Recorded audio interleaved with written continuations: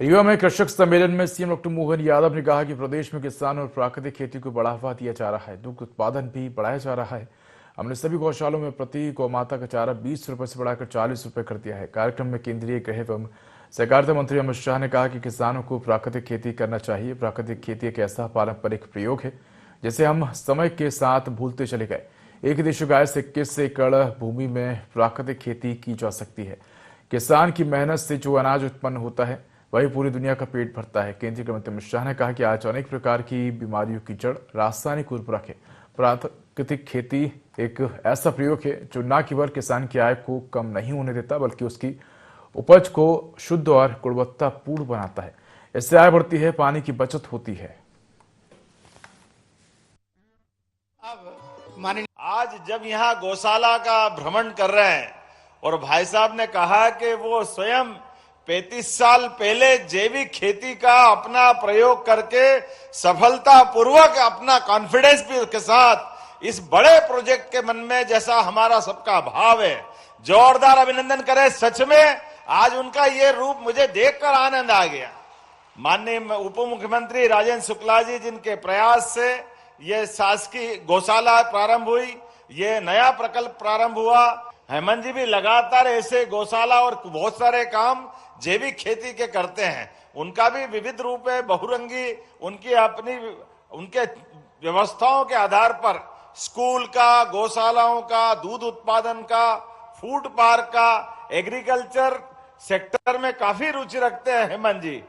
हमारे प्रदेश के अंदर किसानों की आय बढ़ाने के लिए, दूध का उत्पादन बढ़ाने के लिए भी बनासकांठा से नेशनल डेयरी डेवलपमेंट बोर्ड और आप सहकारिता मंत्री भी हैं, इस नाते से किसानों की आय फसल से तो बढ़ना ही चाहिए लेकिन दूध उत्पादन भी बढ़े और दूध उत्पादन के आधार पर घर घर व्यक्ति के जीवन में सुख समृद्धि आए, खेती की आय भी बढ़े।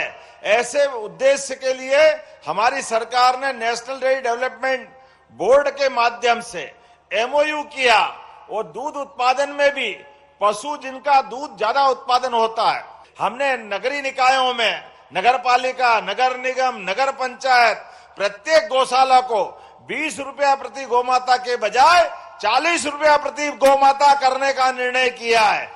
किसान का काम करने वाले, गौ पालन का काम करने वाले हमारे अच्छे किसान हैं, उनको आगे मार्गदर्शन कर सकता है, ऐसा एक बहुत अच्छा प्रकल्प यहां बनाया गया है।